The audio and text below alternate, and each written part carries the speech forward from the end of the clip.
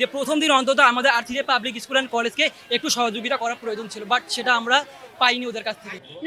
নকলে কোনো ইয়ে ছিল না, আর পরীক্ষা আমরা অনেক ভালো করে দিছি। প্রতিযোগিতা ছিল কিন্তু নকল হয় নাই, কিন্তু পরীক্ষা অনেক ভালো ছিল, কোশ্চেনও ভালোই ছিল, পরীক্ষা অনেক ভালো হয়েছে। পরীক্ষা ভালোই হয়েছে, সিসিটিভি ফুটেজ সবকিছু ভালোই ছিল, বাট এমসিকিউ প্রচুর হার্ড হয়েছে।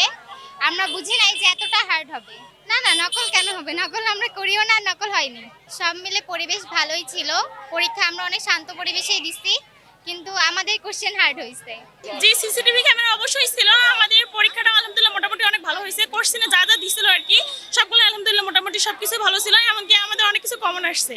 আর গার্ড হিসেবে আমি বলবো গার্ড আগের মতনই মানে হার্ড আসছে এটা ঠিক, কিন্তু কেউ যদি নিজে থেকে পড়ে আসে তাহলে সে অবশ্যই পারবে। তার যদি কনফিডেন্স থাকে যে আমি পারবো, তাহলে তো তাকে অবশ্যই পারতে হবে, তাই না? আর আমাদের ক্লাসে যে টিচাররা পড়ছিল তাদের মানে তাদের পরিস্থিতি এত সুন্দর, তাদের আন্তরিক ব্যবহার, তাদের জন্য আমি মনে হয় এতটা ভালো আজকে এই পরীক্ষা দিতে পারছি।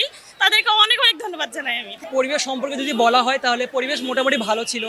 শিক্ষা মন্ত্রণালয় যেভাবে হচ্ছে যে গাইডলাইন আমাদেরকে দিয়েছে নকল এড়াতে, তো সেদিক থেকে অনেক ভালো সেন্সিটিভ ছিল, কারণ হচ্ছে যে নকল এড়ানোর জন্য ওনার যা ব্যবস্থা ছিল উনি ঠিক কঠোরভাবে নিয়েছেন।